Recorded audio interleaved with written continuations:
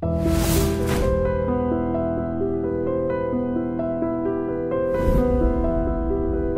అంటే అన్ని పార్టీలు దీనికి అతీతం కాదంటారు. అన్ని పార్టీలు దీనికి అతీతం కాకపోయినప్పటికీ కొంతలో కొంత తెలుగుదేశం పార్టీ దాన్ని ఏ విధంగా ముందుకు తీసుకుపోవాలి వాల్యూ సిస్టమ్ని ఆలోచిస్తుంది. కానీ ఇవాళ ఏంటంటే పొరపాటున కనుక మనం అదే మోసలో పోతే ఇర్రెలవెంట్ అవుతామనే భయంతో కూడా కొన్ని ఇష్టం ఉన్నా లేకపోయినా కొన్ని నిర్ణయాలు తీసుకోవాక తప్పటలేదు.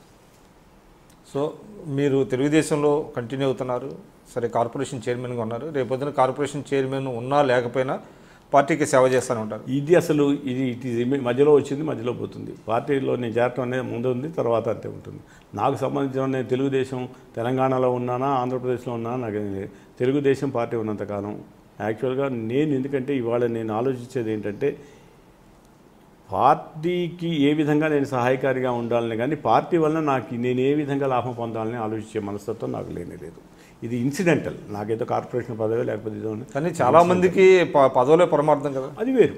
వాళ్ళ యొక్క థింకింగ్ అట్లా వాళ్ళు ఆ విధంగా ఉన్నప్పుడు అది వేరు. దాన్ని నేనేం తప్పుపట్టడానికి ఇప్పటికీ చాలామంది పదవులు ఆశించిన వాళ్ళు చాలామంది ఉన్నారు, కానీ పదవులు భర్తీ చేయటం లేదనేటువంటి అసంతృప్తి కూడా వాళ్ళు తప్పుపట్టడానికి నేను ప్రయత్నం చేయడం లేదు. పార్టీలో నా వరకు నేనేంటంటే irrespective of my this thing I would continue to be in Telugu Desam party. అది భర్తీ చేయటం చేయకపోవటం అనేది అది అక్కడ ఉన్నటువంటి పరిస్థితులను బట్టి, అక్కడ ఉన్నటువంటి ఆపర్చునిటీస్ బట్టి, నాయకుడి యొక్క అవకాశాలను బట్టి, ఆలోచనలు బట్టి ఉంటుంది. అంటే ఒకవైపు మీరు రాజకీయాలు ఫుల్ టైం ఉంటానే, మరోవైపు రచన వ్యాసంగం. నాకు రాజకీయం రచన రెండు కళ్ళు అయిపోయినాయి ఇప్పుడు. యాక్చువల్గా నాకు సంబంధించినంతవరకు రాజకీయాలు కొంచెం తీరిక దొరికినప్పుడు, ఇదివరకు నేను పోలీసులో ఉన్నప్పుడు కొన్నాళ్ల పాటు ఏదో లూప్ లైన్లో ఇంకేదో ఉన్నప్పుడు రచనా వ్యాసంగానే అట్లనే ఇప్పుడు కొంచెం అవకాశం దొరికినప్పుడు మళ్ళీ దీన్ని చేస్తాను. But ultimately it gives more satisfaction. ఏది మీకు బాగా తృప్తి ఇచ్చిందండి? అంటే పోలీస్ సర్వీసా, రాజకీయాలా, లేదంటే రచనా వ్యాసంగం, లేకపోతే మూడునా? అదృష్టవశాత్తు నాకు పోలీస్ డిపార్ట్మెంటు విపరీతమైనటువంటి అక్కడ పనిచేయడం సాటిస్ఫాక్షన్, ఇమ్మెన్స్ సాటిస్ఫాక్షన్ వచ్చింది. నేను అన్ని పోస్టులు బిట్టర్ ఎక్స్పీరియన్సెస్ కూడా ఉంటాయి కదా. బిట్టర్ చాలా తక్కువ. అంటే 4-5 డిస్ట్రిక్ట్స్ ఎస్పీ చేశాను. చిత్తూరు, గుంటూరు, ఒంగోలు, డీసీపీ, ఇక్కడ జాయింట్ సిపి, ఎడిషనల్ సిపి ఇవన్నీ చేశాను. అదే ఏసీబీలో చేశాను, తర్వాత ఇంటెలిజెన్స్లో చేశాను, తర్వాత DIG Hyderabad range, DIG Vizag, IG Vizag చేశాను, ట్రైనింగ్ ఐజీగా చేశాను, హెచ్ఆర్డి ఎడిషనల్ డీజీగా చేశాను. వీటన్నింటిలో వైవిధ్యభరితమైన జీవితం నేను పోలీస్ డిపార్ట్మెంట్లో పొందగలిగాను. బిట్టర్ ఎక్స్పీరియన్స్ నేను ఒక్కడ చూడగలిగానండి. పోలీస్ శాఖలో ఉన్నంత వరకు నువ్వు ముక్కుకు సూటిగా పోయి ఏదో దాన్ని గుద్దుకోవాల్సినటువంటి అవసరం లేదు గోడకు. కానీ ఉన్నంతలో చాకచక్యంగా నీ పని నువ్వు చేసుకోకపోతే అడ్డు పెట్టేవాళ్ళు ఎవరు లేరంటే. నీవు అంటారు కొంతమంది, అబ్బా నేను వాళ్ళ యొక్క ఒత్తిడి గిత్తిడి అనేది నాకు సంబంధించినంత వరకు వాళ్ళు మొదట చూస్తారండి. నువ్వు ఇతనేంటి మంచివాడు, అతను మనం అనుకున్న పని అతను చేస్తున్నాడు అంటే ఏంటి, మంచి చేయదలుచుకున్నప్పుడు మంచి చేస్తున్నాడు, కొన్ని ఇబ్బందికరమైన పరిస్థితులు అతను చేయడం లేదు, దాని గురించి మనం ఎందుకు తప్పు పెట్టాలి. అటు ఎవరైనప్పటికీ రాజకీయ నాయకులు అని ఒకటి గమనించారండి.